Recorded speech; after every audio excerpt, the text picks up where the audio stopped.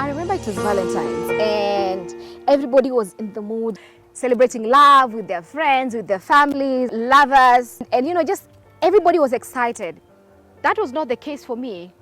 I was depressed, I was depleted, run down completely. Mpaka nilikuwa nimeparara, yani nilikuwa na makasiriko.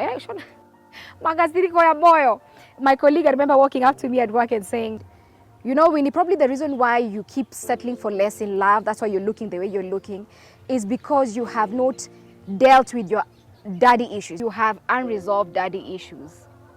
And I thought, what do you mean? Wait, what do you mean unresolved daddy issues? First of all, you don't know me. You don't even know where I'm coming from. How dare you attack me in that manner? But there was something in me that, agreed. Where is the lie? There's something about this statement that is true. Probably I have unresolved daddy issues because clearly looking at the previous relationships as well had problems.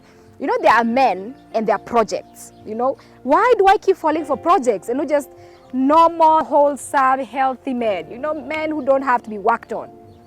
Of course, all of us just need a little work. We have to compromise society. But why are some men more problematic than others? Why are some women more problematic than others?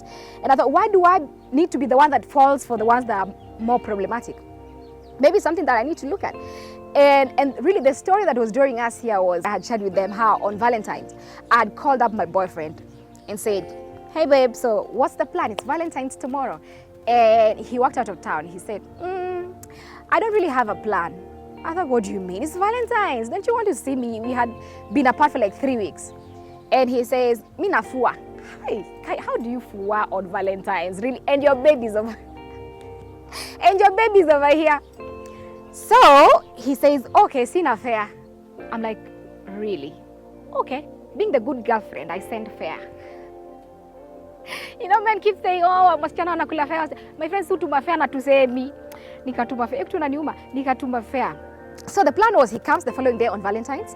We have the whole day to ourselves, from 8 a.m. all the way to the evening. Have breakfast, lunch, dinner together, Netflix and shit. Just, the ordinary lovebird thing.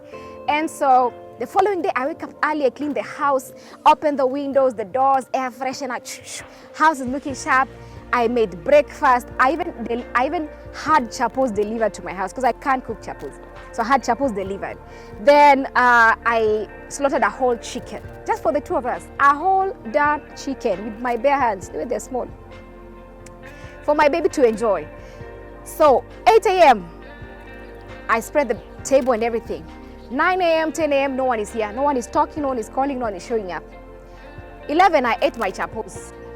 Midday, 1, 2, no one shows up, no one talks, no communication. Okay, I ate my own chicken. That was painful. Man said, Yani, this is chicken that I bought for you. I ate my chicken.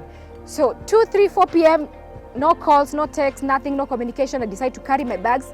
I went to my mother's. I said, there's no way I'm spending time in my lonely house. I went to my mother's. So at my mother's, I stay 6, 7, 8. My mother's like, kwani leo uendi kwako? So I decided, okay.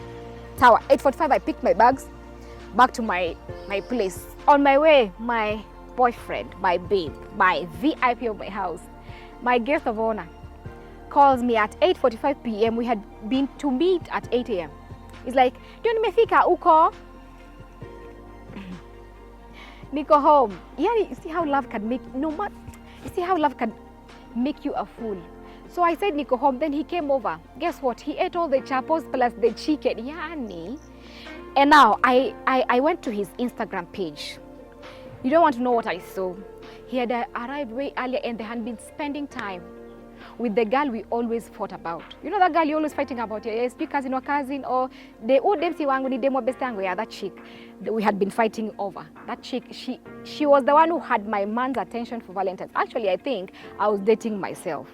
I think my supposed boyfriend was dating her, and I was over here wing 3, third wheeler dating myself. Ouch. And yeah, and he didn't even bother to make his account private. He didn't even bother to not post it. He posted it because he didn't value my time. He didn't care about me, and that was the problem. The fact that I settled for someone who doesn't value my time, doesn't care about how I feel. I was okay with it. So that was thing 1. Thing 2 was where I knew I actually had a problem, because I was going to the hospital for the 6th time with candidiasis. You know what candidiasis is? Candidiasis is a sexual infection that, if I read about it, if not treated properly, it can become a permanent infection. You know, you can not be able to get rid of it eventually. And I had gone in with it for the 6th time. The doctor called me to his office and said, Winnie, are you married? Because the last time I checked your records, you're single. Are you married? I said, no. Why? Because the rate at which your candidiasis is recurrent, we might want to summon your husband for treatment. Huh. I thought, I just shed a tear. Yani, Winnie, I am not married. Why am I suffering married people problems? First of all, I am young, I am brilliant. I don't even know if I'm dating, I'm single. I realized I'm actually dating myself. You know, sometimes you can think you're dating, could be you're dating yourself. Then I said, okay, this is the last straw. We need to handle this. And the painful part about this story is that during that time, my inner circle, my circle of friends, my girlfriends were also going through the same thing. You know, either one was suffering from UTI or a sexual transmitted infection or something.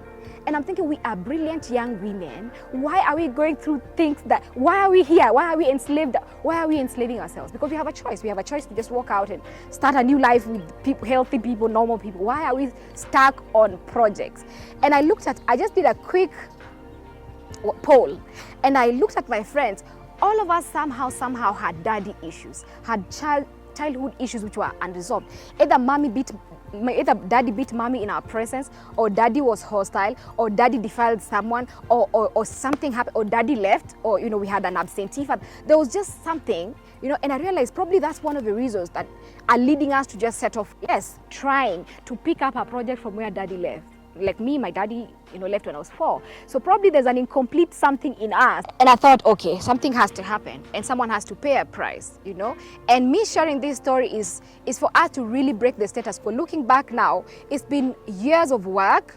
I'm not saying I'm there yet. I'm still work in progress, because sometimes I still just find myself attracted to projects. You know, people that just need you to be chasing them, asking them. You know, I'm like, this is mutual. If it's not mutual, then, you know. And this is really heavily ingrained, and it's not just something you wake up and decide, today I'm changing. No, it's something that can, you know, need progressive work and effort, and sometimes there's relapse, but you get up and keep going. Now, the essence of this video really is to say, there's never gonna be another daddy. You can never make daddy right in another man. He's an adult. Daddy served his term, is done. So this man is an adult. You met him. He has his own mind, his perspective to life, his character. You cannot change him. He can only change as much as he wants to change. Or she can only change as much as she wants to. Because even women frustrate men, you know. Even men, you know, have daddy issues and mommy issues. They're also going through their own, you know, gaps and deficits and all the emotional deficits.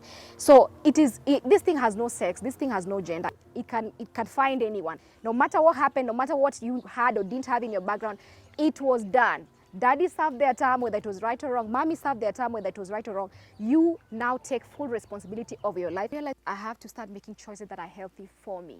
I can't claim to love people more than I love myself. I have to first love myself enough. It is from that bank that I can love anybody else. The buck stops with you. Maybe it's time to just go back to the closet and ask yourself the critical, hard questions.